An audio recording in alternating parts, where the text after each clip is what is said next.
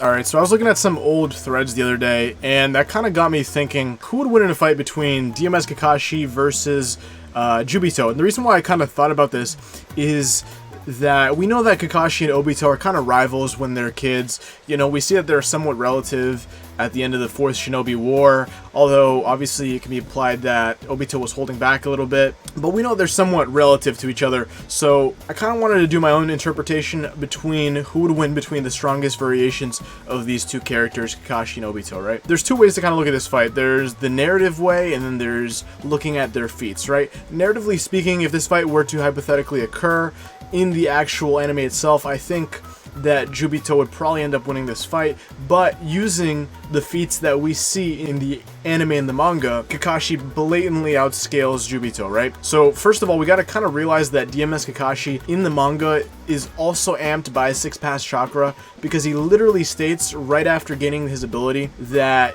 gaining 6-pass power enhances one's ocular power too, right? Literally word for word. And it's also clear that he gains this due to his feats immediately after and following this, right? So DMS Kakashi was able to react and fight against and damage Kaguya, and then Naruto hits her with multiple Super Bijou Rasen Shurikens, and the Bijou inside of her were essentially resonating in response to Naruto's attack, which caused her to become a giant bunny creature that we see, and then she reversed back to her normal state again. Black Zetsu states that her power and speed become exponentially stronger, right? This isn't even as power scaling. This is literally stated in the manga, the source material itself, that she becomes exponentially stronger, right? Just for reference, this is an exponential graph, and this is Kaguya before, and this is her afterwards, right? So Kakashi actually ends up phasing through one of her attacks and hits her with a Kamui lightning blade that she was not actually fast enough to dodge. And these feats kind of go to show that Kakashi is both faster and stronger than Juubito, because obviously we know that Kaguya scales above the 3-eyed Madara, which scales above, you know, the 2 Rinnegan Madara,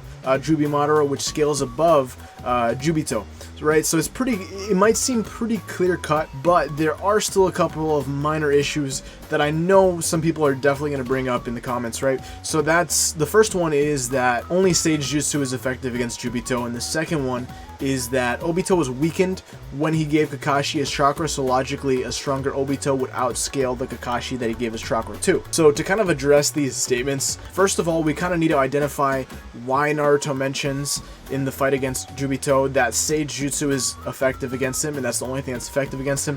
First of all, it's kind of wrong to say that a 10-tails Jinchuriki can only be hurt by Sage Jutsu, because the fact still stands that 8 Gates Guy was slapping around Jubi Madara, right? So it is true that normal ninjutsu doesn't work on Juubito, but this is because the 10 Tails is the originator of chakra, and as a result, it has a unique yin-yang ability to neutralize chakra, right? So because Sage Jutsu utilizes nature energy, it can kind of escape the neutralization of regular ninjutsu. And the second statement that I know people are definitely going to bring up is somewhat true, but it is kind of unclear to see how much power Kakashi gained from Obito, and all we kind of have to go off of are the feats that he shows, and those feats outshine anything that Juubito has done or has been shown to be capable of, right? And you gotta kind of take this with a grain of salt, that some of these feats during this fight are kind of insane, but you kind of just gotta accept that. For example, the feat with Sakura hitting Kaguya can honestly help denote that Sakura can actually one-shot in a live Madara. So Kaguya actually made a video about that not too long ago, right? So it is actually blatantly clear that this Kakashi is stronger and faster than Juubito, right? The only other way that Obito or Juubito would actually be able to win this fight would be if he uses the True Seeking Balls, because those could technically kill Kakashi if he touches them, and I'm pretty sure the DMS amp that he gets wouldn't give him immunity to that, right? Either way, this one would probably still go to Kakashi. You could try to argue that Kakashi would be immune to it because he has 6-pass power, but again, probably more than likely not. Even if it was able to kill Kakashi still blatantly outscales Juubito in speed and power, because remember, if he can tag an exponentially stronger and faster Kaguya, then he can definitely tag a Jubi Madara and a Juubito, because it goes straight down the ladder, right? Again, this one was kind of fun to talk about. Don't forget to like, comment, subscribe. Thank you for 8K subs. Let's try to get to 10K. Also, don't forget to check out the Discord link, which I'm going to leave right down below. Don't forget to join before it turns into a membership Discord, and I'll catch you in the next one.